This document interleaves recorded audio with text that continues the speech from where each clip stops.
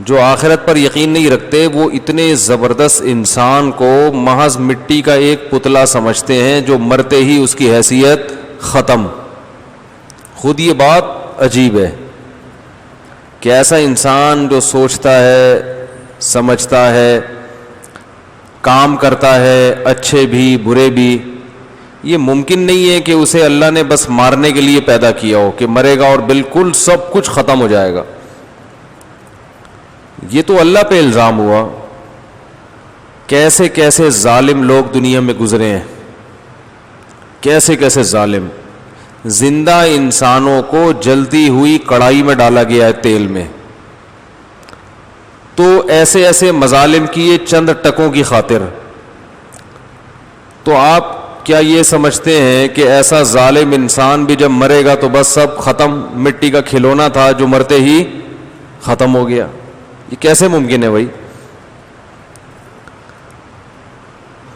دنیا میں ایسے ظلم بھی ہوئے کہ زندہ دفن کر دیا گیا.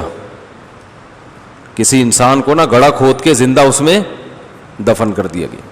عرب تو کرتے تھے, اپنی بیٹیوں کو زندہ دفن کر دیا کرتے تھے. میں نے وہ قبرستان بھی دیکھا ہے مکہ میں, سب دیکھ سکتے ہیں, جہاں عرب لوگ بچی کو, کیسی پیاری بچی ہوتی ہے, معصوم بچی ہوتی ہے, گڑھا کھود کے اس کو اس میں ڈال دیا جائے, مار کے بھی نہیں, زندہ. تو یہ ظلم بھی دنیا میں ہوا ہے. تو آپ بتاؤ, اگر انسان کی حیثیت میڈیکل سائنس کے نزدیک تو ایک روبوٹ ہے چلتا پھرتا, تو پھر تو بھائی جو مرضی کرتے رہو. کیا خیال ہے بھائی؟ جو مرضی کرتے رہو. دنیا میں ایسے لوگ بھی ہیں جنہوں نے اپنے باپ کو قتل کیا, ماں کو قتل کیا, ایسے لوگ بھی ہیں. ایک شخص نے, میں تو یہ واقعہ بھی سناتے ہوئے لرز جاتا ہوں, اس سے برائی کو اور حوصلہ ہی ملتا ہے. ایسے ایسے قتل کے کیسز آتے ہیں کہ چند ٹکوں کی خاطر ایسے رشتوں کو قتل کر دیا کہ روح کانپ اٹھتی ہے کہ یار کوئی اتنا بدبخت بھی ہو سکتا ہے. تو انسان کو اگر آپ صرف میڈیکل سائنس کی حیثیت سے دیکھیں گے تو وہ تو ایک روبوٹ ہے, ایک وجود میں آ گئی ایک مخلوق اور بس وہ کرتا چلا جا رہا ہے. لیکن انسان کی ایک روحانی زندگی بھی ہے جس میں وہ اچھا بھی ہے اور برا بھی ہے. یہ ایک ایسی مشین نہیں ہے بس وجود میں آ گئی اتفاق سے اور چل رہا ہے پھر رہا ہے, کوئی جذبات نہیں ہے, ایسا نہیں ہے. اس کو روبوٹ نہیں سمجھا جا سکتا.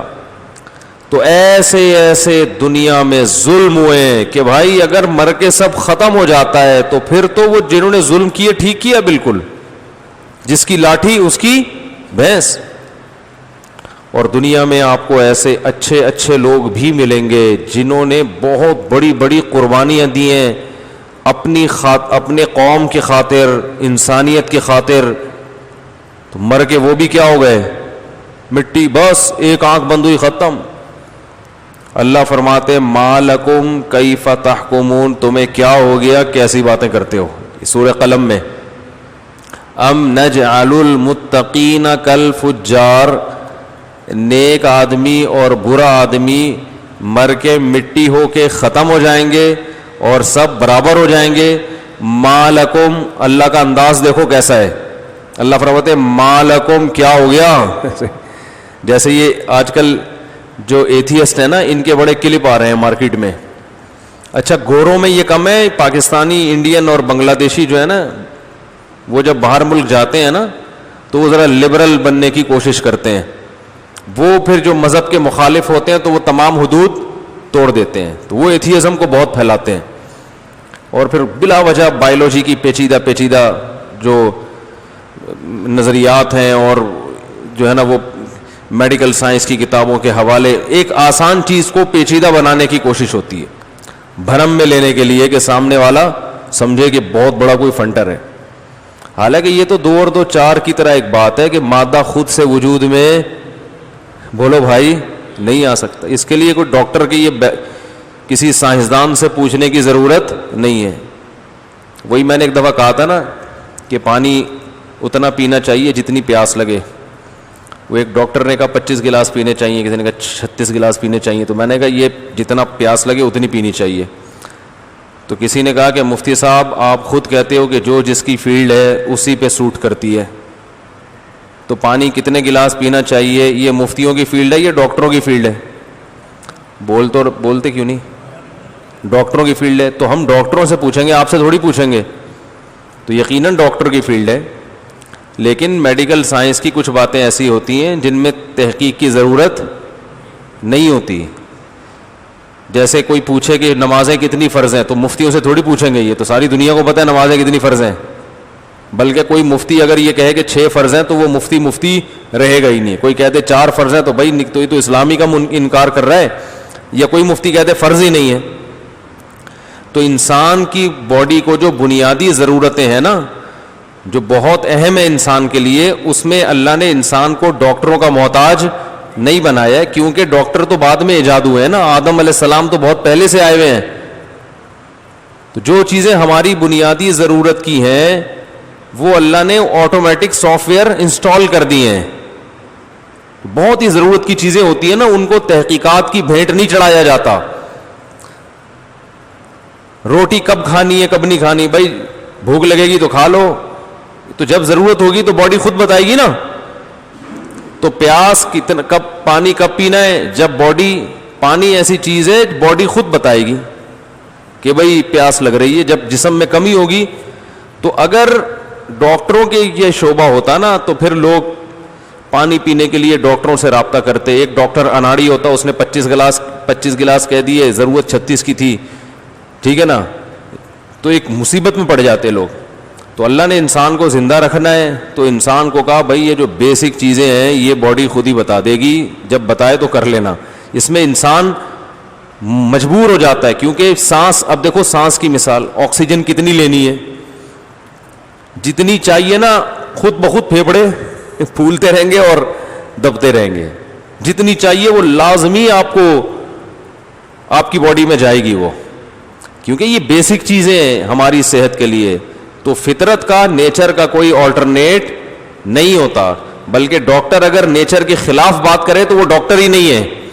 اچھا ڈاکٹر ہوگا، آپ اس سے پوچھیں گے پانی کتنا پینا ہے، وہ کہے گا باڈی آپ کو خود بتا دے گی. میڈیکل سائنس یہی کہتی ہے، جتنا پانی چاہیے باڈی، بولو نا بھائی، خود بتاتی ہے، باڈی خود بتائے گی. وہ صحیح ڈاکٹر ہوگا، اس کا مطلب اس کی ریسرچ ہے. ریسرچ یہی ہے کہ بھائی یہ جو نیچر ہے نا، وہ تو سب سے بہترین گائیڈ کرتی ہے. گائیڈنس جو ہے نا سب سے بہترین انسان کو کہاں سے ملتی ہے؟ نیچر کی طرف سے. وہ خود بتا دے گا کہ بھائی جتنا بھوک لگ رہی ہے اتنا کھاؤ، جتنی پیاس لگ رہی ہے اتنا پیو. ہاں یہ ضرور ہے کہ کچھ ہم حماقتیں کر کے ایسی حرکتیں کرتے ہیں، جیسے چائے جو زیادہ پیتے ہیں، کافی پیتے ہیں، تو پانی نکل جاتا ہے اور پیاس لگتی نہیں ہے. تو یہ فطرت کے خلاف ہم نے ایک آرٹیفیشل چیز داخل کی نا باڈی میں، اس سے یہ ہوتا ہے کہ جتنی پیاس لگنی چاہیے اتنی لگ نہیں رہی ہوتی، تو پھر جسم میں پانی کی کمی ہو جاتی ہے. تو پھر ایسے موقع پہ ڈاکٹر کہتے ہیں کہ پانی زیادہ پیو، کیونکہ جتنی تمہیں پیاس لگنی چاہیے وہ لگ رہی نہیں ہے. اس کی وجہ تمہاری اپنی حماقتیں.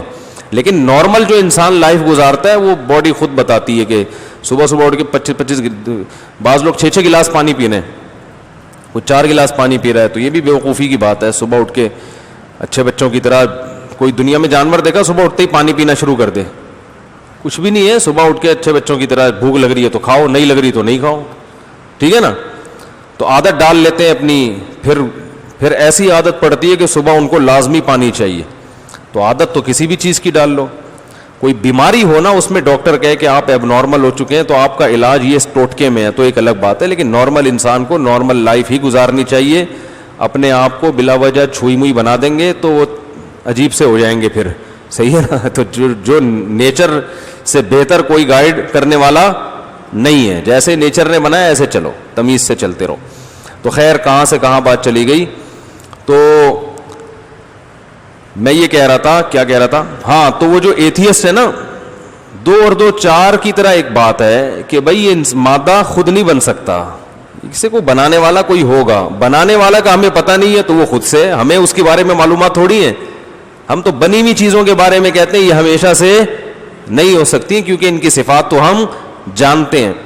تو یہ 2 اور 2 4 کی طرح بات ہے، مگر یہ اتنا گھمائیں گے، اتنا لفاظی کریں گے، تھوڑی انگلش درمیان میں، کچھ میڈیکل سائنس کی باتیں، کچھ پرانی کتابوں کے حوالے، کچھ ڈھانچے، تو وہی ان کی تقریروں سے بالکل متاثر نہیں ہونا چاہیے. یہ ایک سیدھی سی بات کو گھماتے ہیں. تو یہ تو ایک حقیقت ہے کہ خود نہیں بن سکتا انسان، ایک پتھر نہیں بن سکتا، ایک اینٹ کے اوپر ترتیب سے نہیں جڑ سکتی خود سے. تو آپ بتاؤ یہ جوائنٹ کیسے فٹ ہو گئے ہیں؟ یہ ہڈیاں، گھٹنا کیسے فٹ ہو گیا؟ جب گھٹنے کی ہڈی ٹوٹتی ہے تو ایک بال منگواتے ہیں نا کولے کی ہڈی کے لیے، وہ کہاں سے ملتی ہے؟ وہ کوئی بھی مزدور بنا دے، وہ اتنی مہنگی بال جرمنی سے منگوائی جاتی ہے، گولا. وہ اب جا کے جرمنی کے سائنسدانوں نے انسانی گولے جیسا گولا بنایا ہے، وہ بھی بالکل اس کا متبادل نہیں ہے. اور اللہ نے گولا ماں کے پیٹ میں لگا دیا. جب بچہ ماں کے پیٹ میں ہوتا ہے، روٹی سے وہ گولا بن کے کولے کی ہڈی میں فٹ کر دیا. صحیح ہے نا؟ تو یہ خود بخود ہو گیا. جو اوریجنل ہے، جو کاپی ہے، وہ جرمنی بنا رہا ہے، وہ ڈارون نے نہیں بنایا. وہ یہ پاگل ہیں. اسی وجہ سے اللہ نے ان کمبختوں کے لیے جہنم کی آگ رکھی ہے کہ مرو گے جاؤ گے، اپنے بنانے والے کا انکار کر رہے ہو. اس سے بڑا دنیا میں جرم کوئی نہیں ہے. اور دوسرا، اس کے اخلاقی نقصان کتنے ہیں کہ انہوں نے، جو اللہ کے منکر ہیں، انہوں نے انسان کو محض ایک مشین بنا دیا کہ خود سے بنی ہے تو خود سے تو کوئی بھی چیز بن سکتی ہے نا. تو بن گیا تو اب کیا ہے؟ اب آزاد ہے، جو چاہے کرے وہ. تو لہذا وہ ظلم کرے گا تو کوئی پوچھنے والا نہیں ہے، انصاف کرے گا تو کوئی بدلہ دینے والا نہیں ہے. تو اس سے معاشرے میں ظلم پھیلتا ہے. اسلام نے بتایا کہ انسان ایک مشین نہیں ہے. اَيَحْسَبُ الْإِنسَانُ أَن يُتْرَكَ سُدًى. ایک ایک چیز کا، بڑے بڑے کیس نہیں، چھوٹے چھوٹے کیس کی فائلیں بھی کھلیں گی.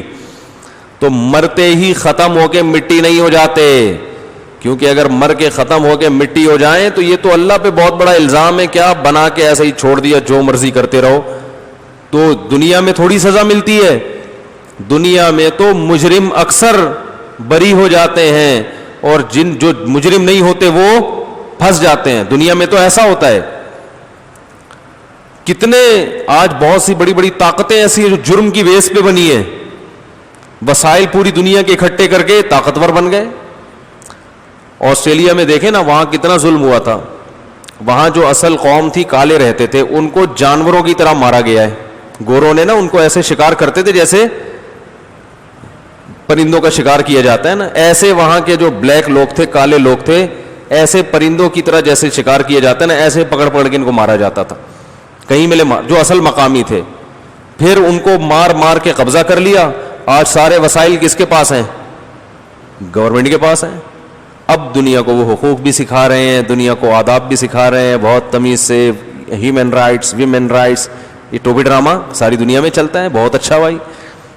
اگلے کی تو واٹ لگ گئی نا اس کا تو بیڑا ہی غرق ہو گیا. تو یہ سب دنیا میں ہو رہا ہے. تو اللہ ہے جو سب کو دیکھ رہا ہے، وہ کہے گا میں نہیں چھڑوں گا. اللہ میاں بھی پنجابی میں بھی دھمکیاں دیتے ہیں، ٹھیک ہے نا، میں نہیں چھڑوں گا. اللہ میاں تو نہیں دیتے، ہم اللہ کی بات کو پنجابی میں بیان کرتے ہیں کیونکہ دھمکی پنجابی میں اچھی لگتی ہے. میں نہیں چھوڑوں گا، مزہ نہیں آیا نا. تو وہ چھوڑو، پھر قصوں پہ قصے نکلتے ہیں. تو اللہ نہیں چھڑے گا، اللہ نہیں چھوڑے گا. تو مرنے کے بعد اللہ کہتے ہیں ایک ایک پائی کا حساب، کیونکہ پوری کائنات میں نے تمہاری خدمت میں لگا دی، زمین سے فائدے اٹھا رہے ہو اور تم سمجھ رہے ہو کہ کچھ بھی نہیں ہے، مر گئے ختم. 2 نظریات ہیں نا، ایک تو یہ کہ مر گئے ختم کچھ بھی نہیں ہے. ایک نظریہ اسلام کا ہے کہ ایک عمل بھی ایسا نہیں ہے جس کا حساب نہ ہو. بڑے بڑے کیسز تو دور کی بات، مالی ھذا الکتاب لا یغادر صغیرۃ ولا کبیرۃ الا احصاها.